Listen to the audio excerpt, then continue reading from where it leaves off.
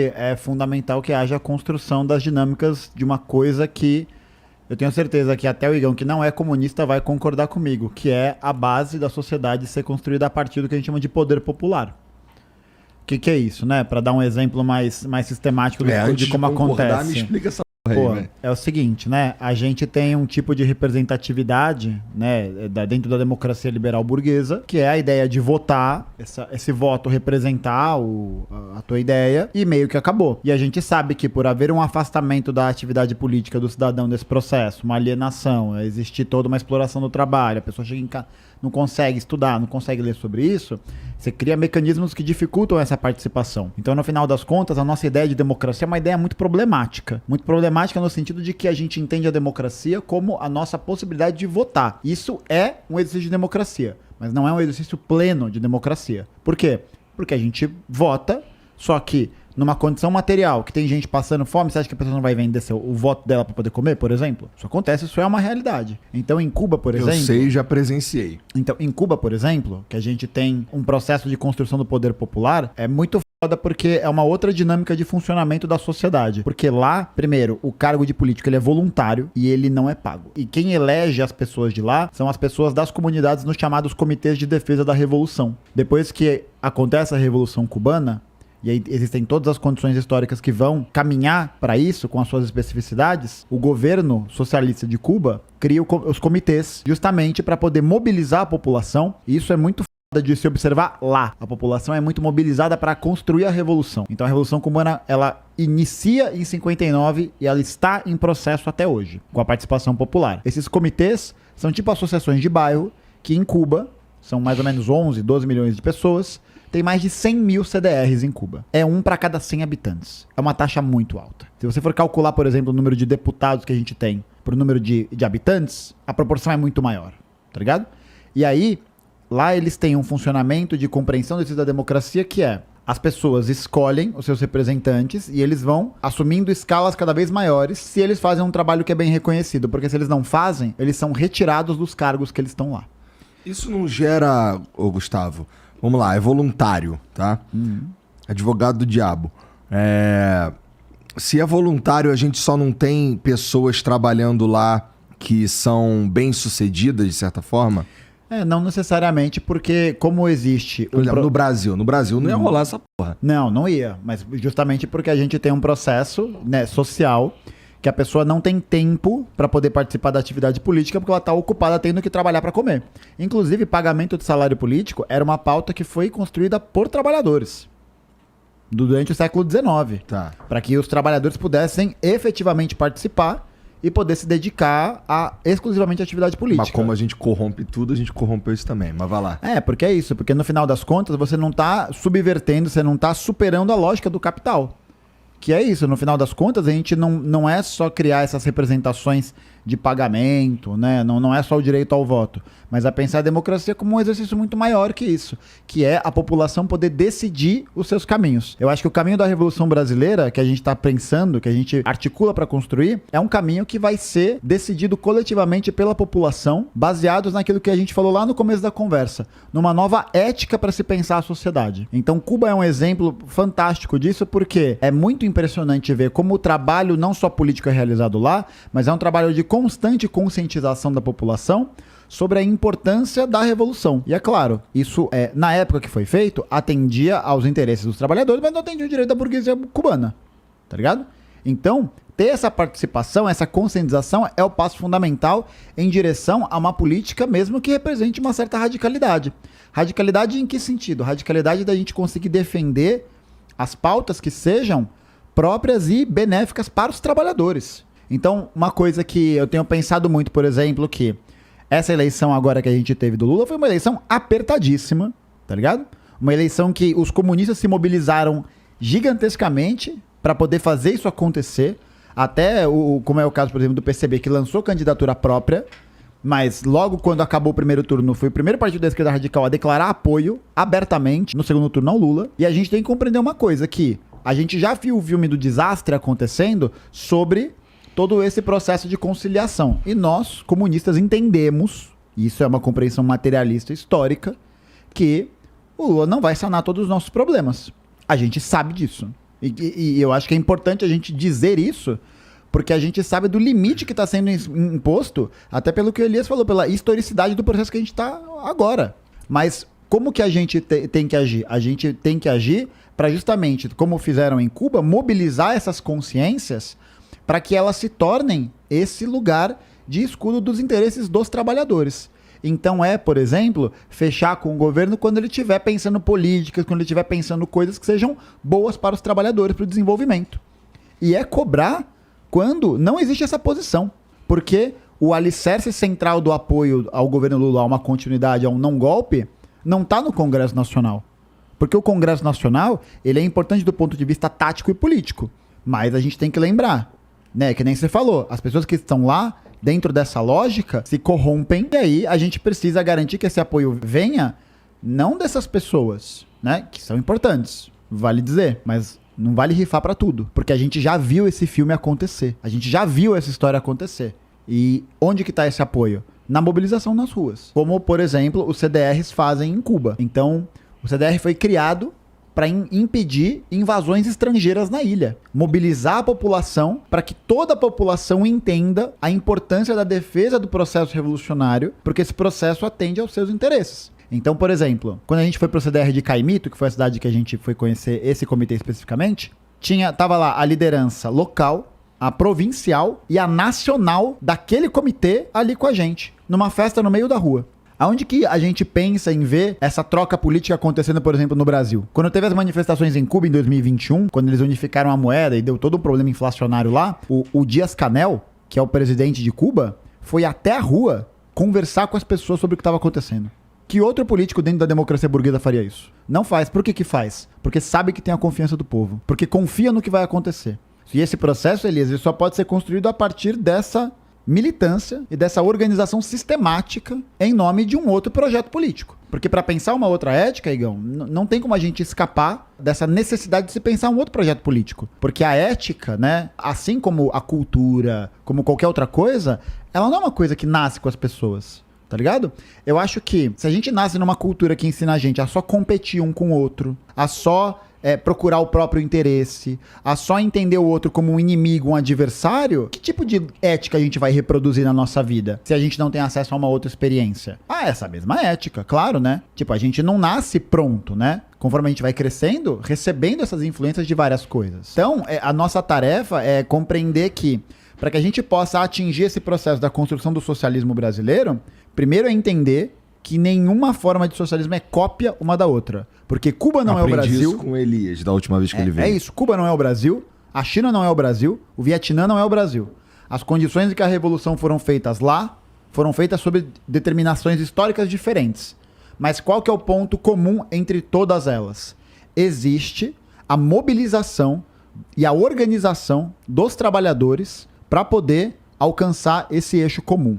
E acontece sob formas diferentes, né? Na China, por exemplo, é uma revolução de caráter camponês. O antigo Império Russo, que se torna a União Soviética, é uma revolução que tem muito mais um caráter operário.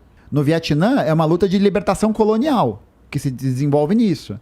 Em Cuba, é uma luta de libertação neocolonial, que é o período que eles chamam, né? De 1898 a 1959, República Neocolonial. Qual que é o elemento fundamental disso? A classe trabalhadora mobilizada e consciente, não só de todas as mazelas, de todas as coisas que a cerca, mas entender que para que ela possa construir uma nova sociedade, é ela que tem que se mobilizar nessa direção.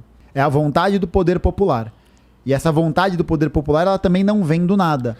Ela é um processo. Nesse sentido, fazer o L não tem não produz esse resultado. A gente entende, por exemplo, que fazer o L é uma decisão tática. Porque a gente sabe que o governo Lula para os trabalhadores é melhor do que o governo Bolsonaro. Mas também é bom para a burguesia. Os últimos governos de Lula, por exemplo, os bancos se beneficiaram bastante. Sim, em certo sentido a gente entende esse limite e enxerga essa limitação. E ainda assim é uma escolha que a gente, enquanto comunista, enquanto materialista, parte disso. Por isso que o nosso objetivo qual que é? Fazer esse apoio quando for um apoio que está convergindo com os interesses da classe trabalhadora. E quando a gente tem um aceno que não migra para isso, e aí os responsáveis, a gente, a partir do estudo, do debate, a gente localiza e cobra essas pessoas também. Mas é preciso que a gente esteja mobilizado nesse sentido. Num eventual governo Bolsonaro, me pergunto assim, o que seria do Brasil? Eu não sei. Eu realmente fico com uma incógnita na minha cabeça de como seria isso. Porque nesses últimos 4 anos, a gente viu as trevas. As trevas para os trabalhadores. É informalidade, é precarização do trabalho, é pejotização, é gente voltando pro mapa da fome, é indígena mandando pedido de socorro e o governo ignorando, é garimpeiro destruindo o fluxo de rio com mercúrio, é madeireiro ilegal, é o agronegócio avançando cada vez mais nas fronteiras agrícolas indígenas. Então, para nós, é tático a gente entender isso, que o governo Lula é melhor para nossa classe do que num eventual governo Bolsonaro. E isso é uma compreensão para a gente não cair nem num certo esquerdismo, né, de achar que, não, é tudo igual. Não é. Porra, não é. Não tem comparação, sabe? É isso, o Bolsonaro é um fascista. Pela prática, pelo discurso, pela forma como ele se comportou nos 30 anos que ele está na política brasileira. Cria do porão da ditadura. É isso que ele é. O Lula, com todas as contradições, com todos os problemas, como você bem apontou, com esse beneficiamento, por exemplo, dos bancos, dessas questões todas, ainda é do centro democrático. Então, exatamente isso. Tem gente que acredita que o Lula e vocês me iluminem nesse sentido, tem gente que acredita que o Lula é um cara que vai fazer uma política essencialmente de esquerda. Eu enxergo que ele é muito mais conciliador e, por isso, muito habilidoso de fazer uma política que... Um bom moço, assim, eu vou ajudar, te ajudo aqui, ajudo o banco, ajudo não sei quem, não sei o que, vamos fazer uma parada aqui, vamos fazer de uma maneira meio centro mesmo. Sim, é uma política de conciliação. Eu costumo dizer que o candidato da terceira via que conseguiu fazer esses acúmulos não era um candidato que seria lançado como Sérgio Moro ou outra pessoa. Porque é isso, a gente viu na véspera da eleição, por exemplo, a Faria Lima, em algum sentido, indicando apoio ao cara. O que significa isso? Em todos os sentidos. Por quê? Porque, de fato, é um atestado da realidade. É um processo de conciliação mesmo, porque talvez para a burguesia brasileira, para determinados setores, o governo Bolsonaro não fosse mais interessante. Mas é fundamental que a gente entenda que enquanto tem esse processo desse apoio acontecendo desse lado, nós trabalhadores, não só os comunistas, nos partidos comunistas, mas os movimentos sociais, todas essas organizações que estão dentro do que a gente chama de atividade política, sejamos a base politizada e de apoio para que o governo Lula tenha capital político para poder tomar suas decisões e a gente pressionar para a decisão que beneficia os trabalhadores. Porque depender do Senado e do Congresso, tomou golpe de Estado. E vai tomar outro.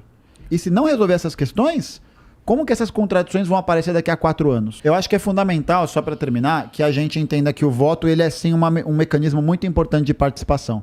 Mas muito mais importante do que esse mecanismo de participação é como se a gente se organiza dentro dos espaços que a gente está inserido. Porque, querendo ou não, o voto ele é uma ferramenta muito limitada. Porque os caras estão lá em Brasília. Os caras estão numa Alesp segurada. É geograficamente pensado para que se dificulte um acesso àquilo, tá ligado? Como que a gente pode participar mais efetivamente? Estando politicamente organizado. Estando politicamente alinhado aos interesses da classe que você pertence. E você que está assistindo, todo dia, se você tem que acordar 5:30 da manhã, 6 horas da manhã, para poder ir trabalhar, depois estudar à noite, cansado, mal come, não consegue se divertir, meu parceiro, você não é da classe dominante. Porque a classe dominante não trabalha. A classe dominante não acorda às 6 horas da manhã. Quer dizer, ela pode até acordar para tomar banho gelado e assistir live que não fica gravada, tá ligado? Mas isso daí é gente que produz material ideológico para poder sustentar essa linha. Então é fundamental que a gente entenda isso, que toda aquela sociedade, por exemplo, a sociedade cubana, por que o povo apoia Cuba? Porque é um dos argumentos dos cubanos de Taubaté, né? Que fala que é de Cuba e muda o sotaque a cada entrevista. É uma loucura, né? E aí a pessoa vira e fala, o povo, é isso aí, o povo não apoia Cuba. Pô, o bagulho tá embargado há 60 anos, tá ligado? Tem um monte de... Cara, tem um caso que eu descobri lá que eu fiquei chocado. Existiam muitos atos de sabotagem em Cuba por parte de agentes mercenários do estrangeiro. Aí você tem a invasão da praia de Riron, que é a invasão da Baía dos Porcos, né, em 61. Você tem várias tentativas de invasão pelo norte da ilha. Você tem a aviação dos Estados Unidos destruindo portos, destruindo estações. Aí você tem o caso que eu fiquei mais impressionado foi de um avião, de uma delegação de atletas cubanos, se não me engano eram 76 atletas, e o avião explodiu no ar, num ato de sabotagem. E isso foi provado porque eles depois descobriram componentes de bomba que estavam ali dentro do avião. Quem colocou aquilo ali lá? desestabilização. E como é que o povo continua apoiando isso? Tá ligado? É muito difícil. E, pô, você imagina, tem uma coisa que tenho falado muito, sobretudo depois da viagem. Ah, mas tem cubanos que querem ir embora da ilha. Sim, tem. Porque você imagina como é foda você viver sem ter recursos materiais básicos, porque tem um bloqueio que impede que se importe máquina, que se importe tecnologia. E Cuba exporta outras coisas, né? Como o Elias falou, tem que exportar açúcar lá embaixo, importar muito mais caro. Cuba exporta médico, tá ligado? São outras noções de prioridade. É claro que um trabalhador se cansa. Como não vai se cansar? E aí ele vê, e é o canto da sereia, né? Porque a 190 quilômetros, num dia muito clarinho, você vê as luzes de Miami do outro lado. Cara, a pessoa, naquela situação, ela vai sendo testada. E tem gente que não aguenta. Como é que você vai responsabilizar integralmente, individualmente essa pessoa? É foda, né? É uma equação complicada. E ainda assim o povo tá lá, apoiando. Por quê? Por que existe esse apoio hoje, né, com a entrada das redes sociais? Tem sido um dos grandes desafios do Partido Comunista de lá, que é como engajar a juventude nesse processo de continuidade da revolução com esse canto da sereia, né? Com essa indústria cultural, de consumo e tal. E o povo continua apoiando. Por quê? Porque é um governo de caráter popular. E o povo confia no governo cubano. Confia no governo cubano não porque o governo cubano está assessorando eles lá do alto, mas porque eles são o governo cubano. E é o trabalho deles que torna isso possível. Existe uma necessidade de revisitação desses processos para entender que as burguesias nacionais, né, desses países do chamado terceiro mundo, são burguesias que estão inseridas dentro da dinâmica do sistema capitalista global. E para elas o sistema funciona muito bem daquela forma específica. Como é, por exemplo, o próprio processo para dar um exemplo no caso do Brasil, né, o próprio exemplo desenvolvimentista do Getúlio Vargas é um processo, né, a Revolução de 1930, ela é um processo que é assumido por determinados setores da burguesia brasileira, porque o Brasil era um dos locais em que existia uma expectativa de se ter uma revolução aos moldes do que se aconteceu na União Soviética naquele período. Tanto que o governador de Minas, em 30, acho que era Antônio de Andrada, vira e fala: façamos a revolução antes que o povo a faça. Porque existe essa compreensão que a dinâmica dos mercados mundiais está se alterando e as burguesias precisam se adaptar a essas realidades para que elas possam continuar inseridas dentro desse ciclo, né? Dessas classes estarem dialogando o tempo todo nessa perspectiva. Por isso que os processos do terceiro mundo, das revoluções, foram todos processos de guerra. Todos processos de revolução popular, né? E de mesmo... Guerra-tiro, né? Guerra-tiro. Tipo, a gente precisa lembrar que esse processo não foi um processo que chegou o Lenin lá e falou: molecada, bora, tá? Não é isso, porque é um processo que enfrenta várias questões, enfrenta vários problemas, e no caso, acho que com exceção da Rússia, que vive era uma certa particularidade ali no circuito europeu, China, Vietnã, Coreia, Cuba, tudo isso são ao mesmo tempo também processos de revolução nacional, de você realmente criar ali um processo de libertação e de independência, né? Uma luta anticolonial. Por isso que, no caso do Brasil, por exemplo, que se posiciona dentro dessa dinâmica terceiro-mundista, porque é esse lugar que ele ocupa, né? Lugar de exportador de bens de baixo valor agregado, porque é isso que a elite econômica brasileira, né? As oligarquias brasileiras estão legadas a fazer, né? Dentro desse sistema mundo, é o que eles vão preservar. Então, eu tenho muito problema e muita desconfiança em depositar nesses grupos esse papel. Porque eu acho que eles não vão cumprir esse papel, porque eles não têm interesse em cumprir esse papel. Faz sentido. Porque não cabe a eles fazer isso. Mas deixa eu te perguntar, você estava comentando sobre as revoluções, guerra, tiro, caralho. Suponho que não é isso que você está propondo numa eventual revolução aqui no Brasil. Dá para fazer isso de forma intelectual apenas?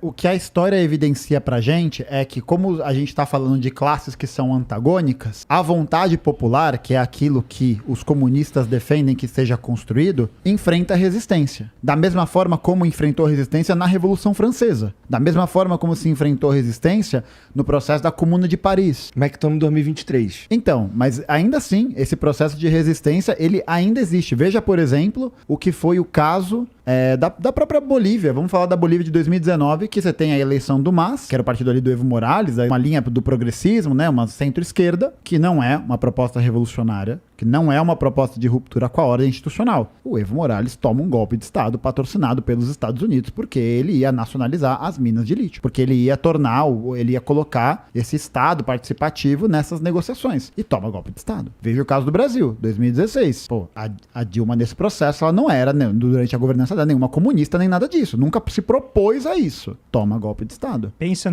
quando você fala eu falo 11 de setembro, o que você lembra? 11 de setembro? Torres Gêmeas. Pois é. Em 1973, os Estados Unidos, junto com Pinochet, explodem o Congresso chileno para tirar o Allende. Até é um gancho interessante, porque é o maior exemplo da tentativa de construção de socialismo pela via democrática. O Allende tinha o apoio do sindicato, dos trabalhadores, dos camponeses, de todo mundo. Só que aí você tem até um documentário muito bom sobre isso que chama Batalha do Chile. Tá no canal da UJC, da União da Juventude Comunista, no YouTube. Só procurar lá, é dividido em 3 partes. E é um documentário fantástico, assim, porque ele fala de todo esse processo acompanhando o golpe. E aí você tem um governo de caráter democrático popular, você tem falas do Allende defendendo abertamente o socialismo, você tem a participação de vários partidos nesse processo, e o Pinochet, com o auxílio da maior máquina de terrorismo que existe, que é o governo dos Estados Unidos, vai lá, aplica um golpe de Estado e é, inclusive, o laboratório neoliberal que transformou o Chile no que ele é hoje, que é um país que não existe previdência pública,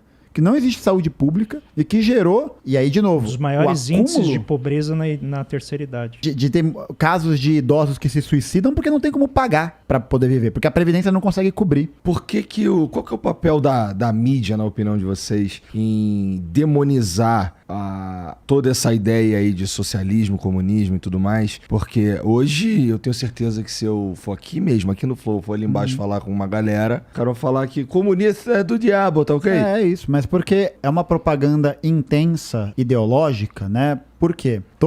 Você tem uma outra proposta de sociedade que vai de encontro a esses interesses da burguesia, né, das classes dominantes, do qual os grandes grupos midiáticos fazem parte. Todos eles? Todos eles. Então, quer dizer, mas tem um ou outro, tá? Então quase todos eles, você vê. Não, tô falando os grandes. Não, emissoras. Você vai ver as grandes emissoras de televisão que têm concessão, espaço público da TV brasileira, são todas empresas privadas. São todas empresas de caráter familiar. Tipo, então, toda essa dinâmica, né, que a gente vê que existe esse papel participativo da mídia, é porque a mídia é um desses grupos que perderia nesse processo. Porque a mídia, a imprensa em geral, tá alinhada a determinados interesses econômicos em que ela ganha com relação a isso. Então você vê, qual foi o grande combate que os Estados Unidos travam depois da Segunda Guerra Mundial? É um combate frontalmente ideológico. Frontalmente ideológico porque a alternativa comunista que se consolidou e, sobretudo, depois da Segunda Guerra, que isso é uma coisa que a galera fala, né?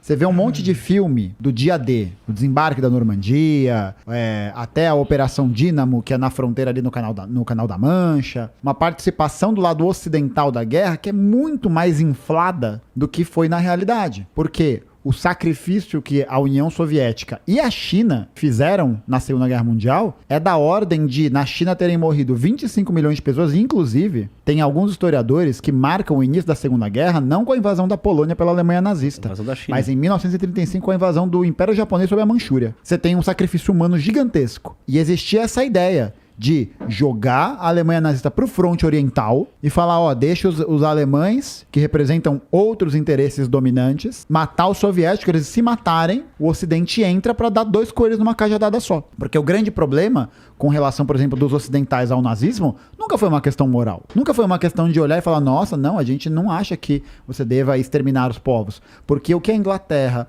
a França, os Estados Unidos faziam nas Filipinas, em Porto Rico fazem até hoje, é a mesma coisa que os nazistas faziam, que é a política colonial. Forte isso que tá falando. Não, e assina embaixo. É exatamente, é uma política de extermínio. De extermínio. Pode não ser sobre os mesmos moldes, sobre as mesmas, com as mesmas construções. Mas a gente vê... Mas com a mesma perversidade? Com a mesma perversidade, porque tem a mesma lógica de que os povos colonizados são povos inferiores aos povos colonizadores. Existe essa ideia de racismo científico. Isso é uma ideia da moda da ciência europeia do final do século XIX. Todo mundo fala disso. O Brasil produziu vários cientistas que estavam nessa linha. Conde Gobineau, Nina Rodrigues, Oliveira Viana. Sabe? Então tem essa ideia que é muito presente. E aí você tem uma nação, né? Que é a União Soviética. Um lugar que passou por uma guerra civil. Uma guerra civil não, perdão. É uma guerra interimperialista. Porque quando os bolcheviques assumem o poder, não são só os mencheviques que estão contra eles ou os monarquistas. Mas 14 países invadem a União Soviética. E eles conseguem vencer. Você tem um processo de industrialização forçado, complicadíssimo, com muitos problemas, com muitas questões, um grande embargo econômico, e ainda assim eles conseguiram se reerguer e se defender praticamente sozinhos da maior máquina de guerra que havia passado até aquele momento no planeta Terra, que era a Alemanha nazista, que mais tarde encontrou vários problemas em relação a isso, e começou a libertar os lugares, começou a avançar.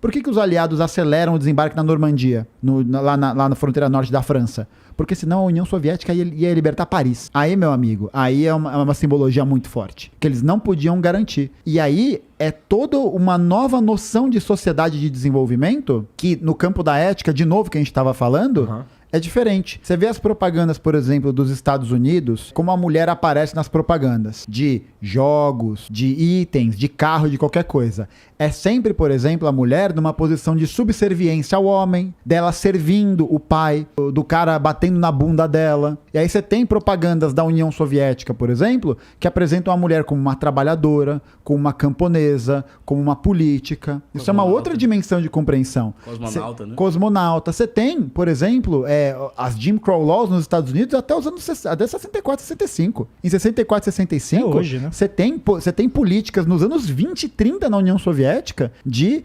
incentivo e de entrada de pessoas do mundo todo nas universidades soviéticas, inclusive de países que eram colônias. Você tem essa noção de internacionalismo, de solidariedade.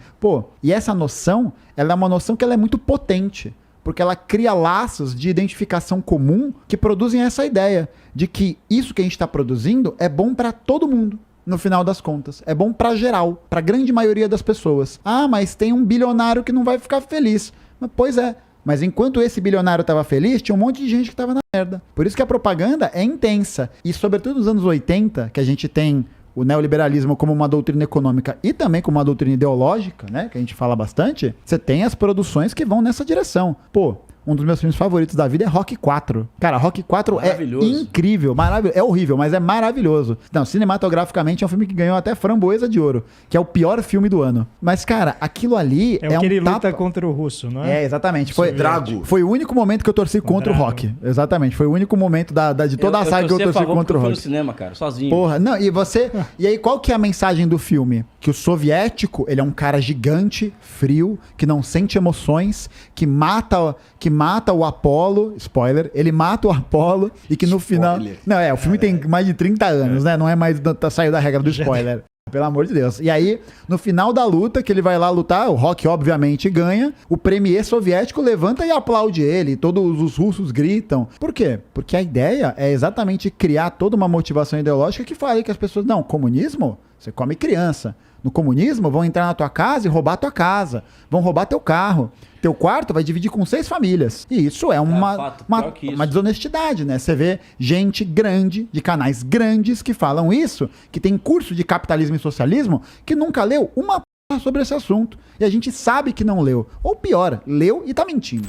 Comunismo nunca aconteceu. Porque a compreensão, né, do que é o comunismo significa um processo de emancipação total da humanidade. Por isso que ele tem que ter caráter internacionalista. Então, o que a gente viveu, o que a gente viu, foram todas as experiências do socialismo real. Com todos os seus problemas, contradições, né? Porque, afinal de contas, o mundo não muda. Mesmo que a gente fale, agora é a revolução. Não, o dia seguinte sempre vai existir. Tá ligado? Então o comunismo foi uma coisa que nunca aconteceu e é preciso que a gente também reflita sobre um outro ponto, que é o que o socialismo conseguiu produzir enquanto ele esteve em vida, né? Sobre uma forma mais hegemônica com a União Soviética, sobretudo. Ou quando a gente pode olhar para Cuba, por exemplo. Cuba é uma sociedade que você entra e olha e se pergunta, Deu certo? Vamos fazer essa outra pergunta olhando para o Brasil. No Brasil, a gente tem 33 milhões de pessoas em situação de fome, insegurança alimentar grave. Mas a gente tem mais de 100 milhões em situação de insegurança alimentar. Você passa pela Avenida Paulista, tem um monte de gente, criança, velho, morando em barraca. Você passa na Helvétia, uma situação de calamidade pública. Enquanto isso, a gente vê que os ricos ficam mais ricos e os pobres mais pobres. Em Cuba, a gente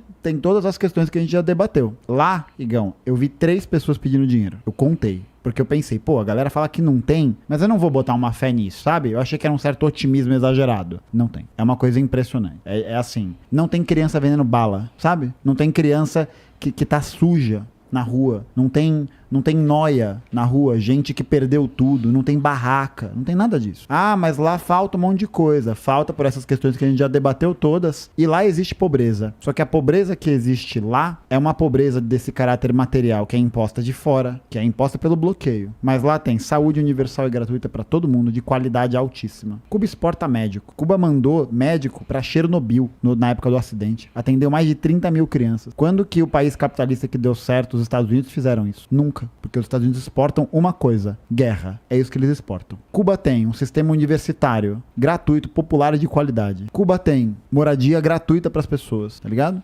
Tem moradia popular que é construída no meio da cidade. Ah, não é o melhor, é feio por fora. É isso, porque tinta, material de construção, cimento, tudo é importado. Porque afinal de contas Cuba é uma ilha que se especializou historicamente em açúcar, tabaco e café. Não tem esses recursos mesmo. Aí acho que é importante a gente fazer essa avaliação, porque Cuba e o Brasil são ambos países que deram certo. Os dois deram certo. A pergunta que tem que ser feita não é se deu certo, é pra quem deu certo. Essa é a pergunta. Porque o Brasil deu muito certo pros latifundiários, pros rentistas, pra burguesia industrial. Muito certo. Tudo, né? Nunca fomos tão felizes. Mas é isso. Pro resto, né?